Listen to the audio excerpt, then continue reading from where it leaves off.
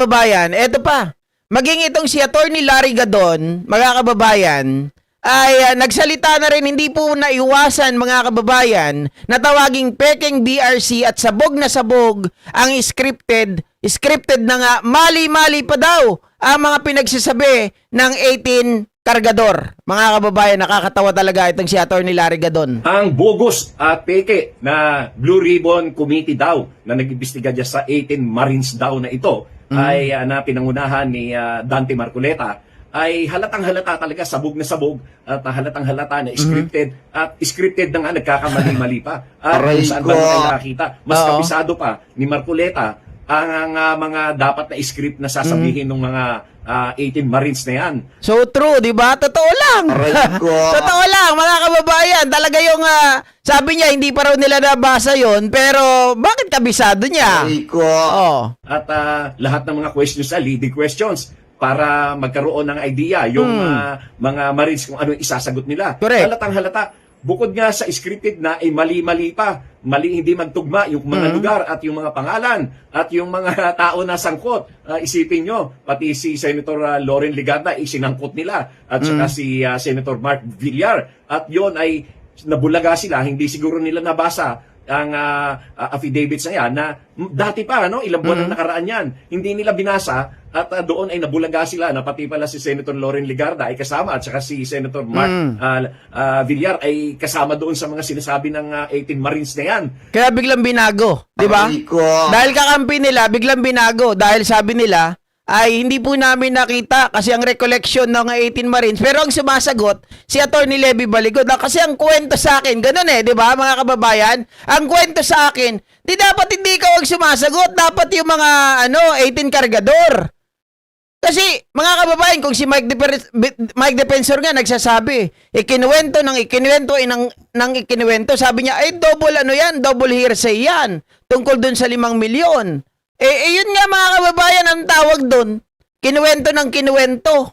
Di double hearsay din yun mga kababayan. Bakit siya nagkukwento? Dapat yung 18 Marites. Kaya nangyari tuloy, hindi na binanggit doon sa hearing. Kasi nga, declaration against self-interest nila yan.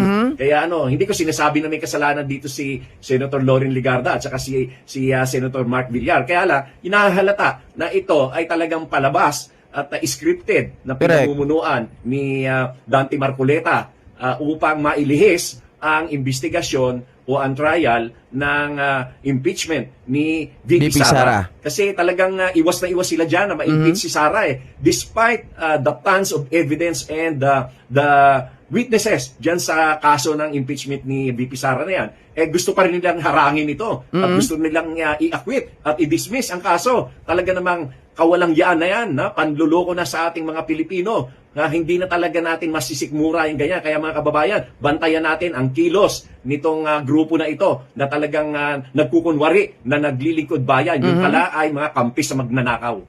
Sa umpisa pa lamang ay halatang-halata na ang motibo ni Senator Alan Cayetano sa pag-agaw ng pwesto ng Senate President ay upang kanilang ma-acquit si VP Sara doon sa kanyang impeachment. Nakuha mo. Kung hindi ba naman ay wala pang pinapasa ang House of Representatives na articles of impeachment, ay nagsasalita na sila na dapat ito ay mapawalang bisa, mapawalang sala, at dapat ito ma-dismiss. Kaya halatang-halata na kaya nila inagaw ang liderato dyan sa Senado ay upang i-acquit si VP Sara. Wala na ibang dahilan yan.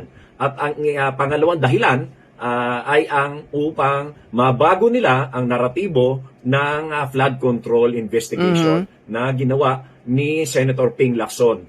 Kaya halatang-halata ito. Hindi na ito trabahong makabayan kundi makasarili at upang kanilang kampihan ang isang magnanakaw at ang iba pang kapwa magnanakaw. Talaga namang kalungkot-lungkot ang nangyayari ngayon sa Senado sapagkat hindi na nila iniisip ang kapakanan ng bayan, ang kakapal ng kanilang mga mukha upang talagang ipaglantaran na ang gusto lamang nila ay i-acquit si VP Sara sa kabila ng katakot-takot na ebidensya at katakot-takot na napakaraming mga testimonies at mga ebidensya at mga documentary evidence dyan sa impeachment na yan. Gusto nilang ito i-acquit si Sara. Kaya ito ay talagang ako ay nananawagan sa ating mga kababayan. Talagang bantayan natin itong bagay na ito sapagkat baka tayo malusutan dito. At halatang-halata talaga na pati nga yung suko ni Alan doon sa kanyang Senator Alan Cayetano doon sa kanyang pagka-president ay gusto niya ang kapalit ay siya ang maging presiding officer doon sa impeachment trial. O di talaga halatang-halata. Ayaw pa rin bumitaw. Yun sapagkat ang presiding officer ay ang pwedeng mag-rule doon sa mga objections, doon sa mga admissions ng mga ebidensya. At yan ay magkakaroon ng malaking epekto doon sa magiging resulta ng impeachment trial. Kaya hindi ito dapat payagan. Halatang-halata na ang pakay talaga dito ay i-acquit si VP Sara at burahin ang mga naratibo ng tunay na investigasyon dito sa flood control scam. Yon, mga kababayan, maliwanag yung sinasabi dito na talagang punot dulo nito ay kay Sara Duterte para ma-acquit siya doon sa kanyang impeachment trial. Yan naman talaga yun eh. In fact, inamin niya ni Senator Bato, mga kababayan, na ang unang dahilan, pagpapalit ng liderato sa Senado, kaya siya lumabas. 'Di ba? Pangalawa, mga kababayan, sa impeachment trial, dahil gusto nila makuha, mga ka-GPnatics, yung rules kasi doon, mga kababayan, sa impeachment trial ng tawag dito, ang Senate President ang magiging presiding officer po, mga kababayan, ng impeachment trial. Ngayon, nag-move or nag-motion po ang liderato nila Win Gatchalian na pwede pong magtalaga, mga kababayan, ng panibagong presiding officer. Depende po sa magiging boto ng majority kung sino po yung gusto nila. Ngayon, nung alam na ni Cayetano, mga kababayan, na siya po ay na-vacant na yung kanyang pwesto, kapituko pa rin ang loko, di ba? Ayaw niya pa rin bumaba. Ayaw niya pa rin, mga kababayan, natawagin siya po na former Senate President. Kaya, pinipilit po niya, mga kababayan, na lumapit di umano sa Malacanang. At hanggang ngayon nga nakita ko mayroong picture dyan ngayon na sa kapal na mukha talaga ni Alan Peter, binabanatan niya ang Malacanang, mga kababayan, pero nagpunta pa rin siya sa Malacanang. Tumable pa dito kaya First Lady Lisa Marcos. Dito to. Eto, papakita ko sa inyo, mga kababayan. Akala nyo kasi nagbibiro ako Wait, papakita ko sa inyo.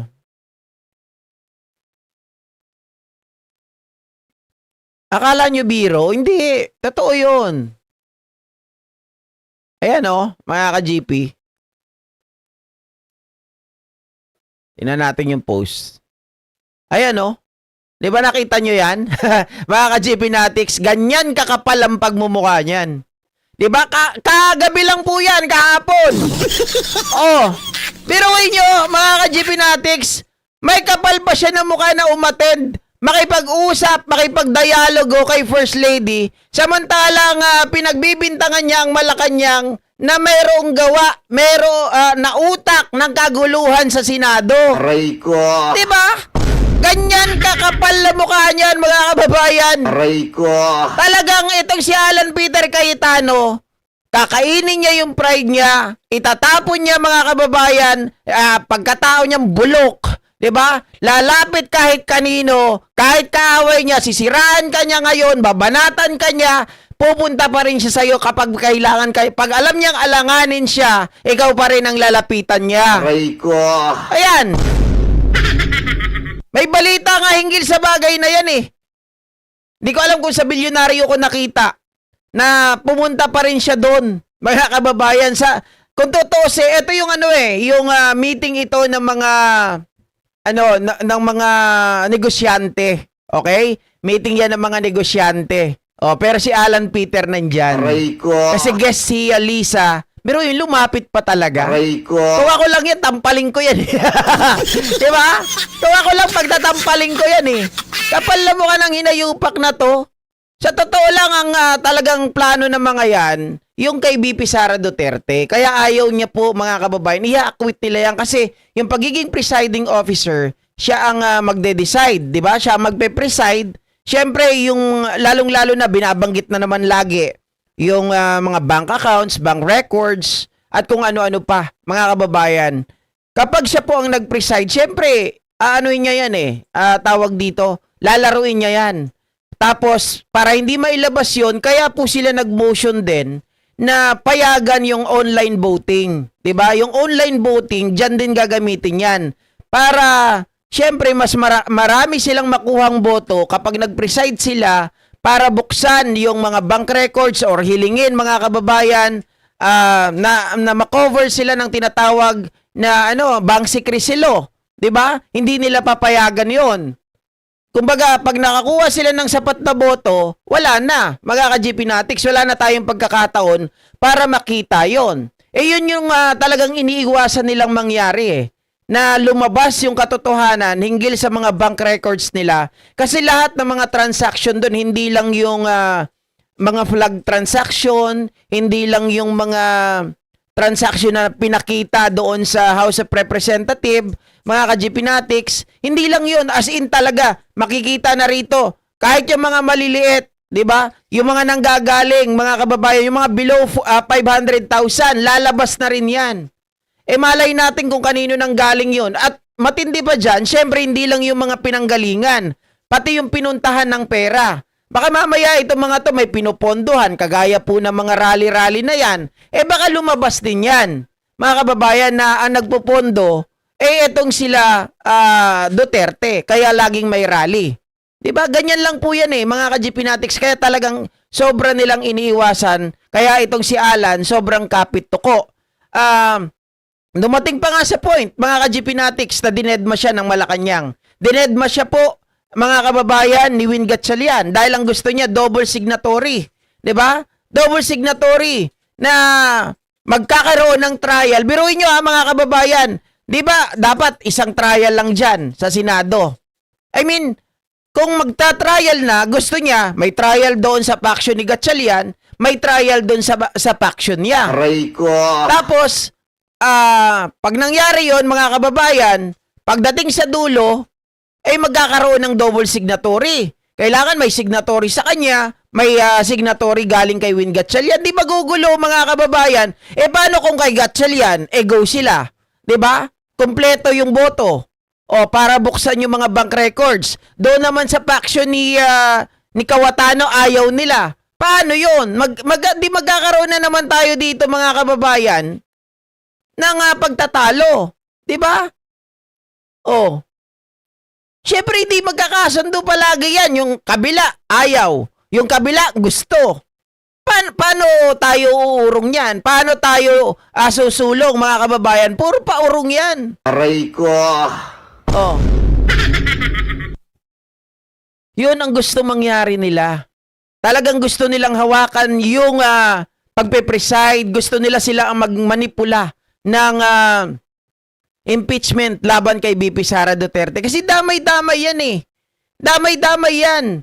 Lalabas ang katotohanan, hindi lang pangalan ni BP Sara Duterte. Maging mga kababayan yung nakikinabang sa kanila, yung tumatanggap ng pera sa kanila, yung mga nabibigyan, sigurado lalabas yan. Baka nga nandun mismo sa bank records Diba yung pagta-transfer ng pera papunta kay Alan Peter Cayetano, ilang milyon, something ganyan. 'Di ba? Di booking. Aray ko. Pag nagkataon. Ay nako, pati si Larry Gadon talagang alam na alam ang galawan ninyo. 'Di ba? Biruin nyo mga kababayan, totoo naman talaga Lahat ng mga sinabi ni Larry Gadon Yung mga Marines na yan, scripted na nga, mali-mali pa. Sabog na sabog yung kanilang mga kwento. Parang ito, mga kababayan. Parang yung sinasabi nito, sabog na sabog. Tinuturuan na nga ni Marcoleta. Yung optics niya, yung antic niya, yung demeanor niya, sabog. Pinatutunayan nyo na naganap yung pagde-deliver sa 2 araw, December 2 and December 5. Correct po, Your Honor. Correct po, Your Honor. Your Honor, pinatutuhanan ko yan. Hindi ko alam kung ganyan ba talaga kumilos yan o talagang sabog lang yan, praning sa droga. Correct po, Coach. Correct po, Your Honor. Correct po, Your Honor. Aray ko. Ano ba talaga? Mga kababayan. Ano ba talaga, Kuyang Kalbo? Pinatutunayan nyo na naganap yung pagde-deliver sa 2 araw, December 2 and December 5. Correct po, Your Honor. Correct po, Your Honor, pinatotohanan ko yan. Hindi ko alam kung kinakabahan ba o sabog talaga eh. Palagay nyo guys, si Kalbo, sabog o talagang kinakabatutan, Ma'am Eva Punsalan? Diba? Correct po, old man. Correct po, old man ba? Sinabi niya. Hindi. Narinig ko yung buo niyan. May sinabi siyang old. May sinabi siyang correct po, coach. Sabi niya gano'n. Correct po, your owner. Correct po, your honor. Diba? Gano'n yung sinabi niya eh. Yung old man, parang sounds like din. Oh. Your owner, parang no, dog lang eh, di ba? Yung aso kasi, di ba, may owner yon mga kababayan. Kinakabahan, sabi ni Ma'am Banji. Kayo guys, ano sa palagay ninyo, kinakabahan ba o talagang sabog? Kasi galawan niya ng nung tawag dito, may amats pa, may tama pa. Oo. Kami, syempre, lumaki kami sa squatter. Alam namin yung may mga tama. Yung mga ganyang galawan, sabog pa yan. Para sa akin hindi lang basta kinakabahan yan. Sabog, mga kababayan. Parang feeling ko, bago pumunta dyan, para hindi kabahan, tumira muna. Diba? Tumira muna. Umiscore muna. Para hindi kabahan. Ganyan yung nakikita ko sa kanya eh. Syempre, doon sa lugar namin dati, mga ka-GPnatics, makikita mo yung mga adik dyan, nandyan lang sa tabi-tabi. Diba? Iba-iba yung mga tama. Yung iba, nagkakalkal ng nagkakalkal ng kanal. Diba? Yung iba naman, tawag dito, trip pagkain, kahit tutong na, talagang uubusin yan. Diba? Yung iba naman, mga kababayan, ang trip niyan, nagtatanggal ng, tawag dito, yung mga wire, maghahagilap yan. Kukuskusin. Tapos, hindi lang magkakalkal ng kanal, mga kababayan. Matindi. Talagang lilinisin yung kanal. Oh. Palobat na, kaya ganon. Palobat na pala. Kala ko kaka-score lang Pampa-hype, pampalakas ng loob. Pampakalma, di ba? Limot yan kasi kulang pa yung payment. Kulang sa practice. Sabi ni Agapito Anore, hindi sabog yan, Sir GP, yan ang bobong militar kasi alam ko, sa nag-aral at pumasok ng militar ay matatalino at hindi bobo. Ganun ba? Okay. Pero parang feeling ko talaga sabog. Yun lang, mga kababayan. Dapat pala bago pumasok, i-drug test muna para malaman. Oo, dapat i-drug test muna. Sa totoo lang, sabi ko nga po mga ka-GPnatics, ang mga resource person, dapat binibet talaga. O kaya, tinitingnan maigi yung itsura pa lang eh. Owner coach, di ba? Owner coach, kasi parang sinabi niya, pagmamayari nyo ko, thank you coach. Usapan kasi 6 Ember, 2 PM pa lang ang binayad, kaya limot. Oo nga mga ka-GPnatics, kasi parang may narinig ako kay attorney Matibag. Ito, binayaran sila 5 million ang usapan, 350 million pa lang daw ang binigay. Nakatanggap ng 5 million para sa isang false testimony. Mabuti po na nabanggit nyo yan kasi nangyari nga po yan nung habang nagkakaroon sila ng pagdinig dito, hindi ko alam kung ano pong eksaktong tawag doon, na hawak na po namin yun since April 28 pa. Tapos bumalik pa nga po para ayusin yung kanyang testimonya. Ito po, parang biyenan po niya yung isa sa miyembro ng 18 bodyguards, na sinasabi niya, ang pinangako po na kinumbisi sila na sumama sa pangako na bibigyan ang bawat isa ng 5 milyon. Pero ang sinabi, hindi naman po nabigay pa yung 5 milyon. Ang una sabi 700,000 pero ang kabuuan pa lang pala na nabibigay 350,000. 500 million each dapat. 5 million po dapat bawat 500 pesos Grabe. each. Pero hindi nabigay yung 5 million wala each. pa po yatang naibibigay base po doon sa testimonya nitong manugang nung Magkano lang pong na-release? sabi po doon ito yung sa personal account po 350. Sino po nabigyan ng 250 out of that? Galing po kay Mike Defensor at siyempre kasama po si Atty. Balikod yung po yung aming pinapalawak pa. Kaya nga po dami sila. Pero sino pong nakatanggap ng 300? Yung isang marin po. Isa lang po. Isa pa lang po. So yung Kasi 17, wala pa. Siya lang po yung may recollection. Okay. Hindi ko po alam yung sa 17. Ibig sabihin po, Mr. Chair, ang recollection po nito, yun sa pag-uusap nilang dalawa ng kanyang biyenan. So ibig sabihin kaya po lumantad itong 18 kargador dahil pinangakuan po sila mabibigyan ng 5 million pesos each. Yun po yung sinasabi ng isa sa miyembro nila. Pero gusto ko po liwanagin, I will take the opportunity na liwanagin, kasi narinig ko po, pinapupunta ko rito noon ni Senator Cayetano, kasi para daw, harapin ko daw si Ginoong Mike Defensor. Alam naman po natin na hindi naman po ganun yung proseso ng isang committee hearing. Ano po. Pero una-una po, hindi naman po ibig sabihin, suspect na kagad natin o akusado na si Mike Defensor. Ang NBI po, nag-i-issue po kami ng subpoena, hindi dahil pinagsususpechahan kayo, kundi as a part of our fact-finding. Inaalam nga po namin, sabi ko nga po, kung mapatunayan namin na itong tao to nagsisinungaling laban kay Mike Defensor, tutulungan pa po namin si Ginoong Mike Defensor na habulin at papanagutin po yung tao. Okay, last na naman. No? Alimbawa po, napatunayan ng NBI na totoo ngayong alegasyon sila po ay tumanggap ng 5 million in exchange for false testimony. Ano pong kaso noon? Well, may pananagutan po yan sa revised penal code kasi yung pong ikaw ay naghihimok ng titistigo para kasuhan ng kriminal yung isang tao na wala naman talaga basihan, pinaparusahan po yan sa ilalim ng ating revised penal code. At yung pong nagtistigo nagbigay ng false testimony kapalit ng pera, ano pong kaso noon? May kaso rin po yun, pwede managot po ng perjury. Yun, perjury. Mga kababayan, yung naghihimok, di ko alam kung anong kaso yun. Mga kababayan, para magbigay ng false testimony ang isang tao, kaya nagbayad para ikaw po ay magsabi ng hindi totoo at paninira lang dun sa tao. Hindi ko po alam kung anong tawag doon, mga kababayan. Pero yung sigurado tayo doon sa magsasalita na nabayaran, perjury po ang pwedeng ikaso doon, mga ka-GP Natics. No? O, ito naman ang pag-usapan natin. O, ito, mga kababayan.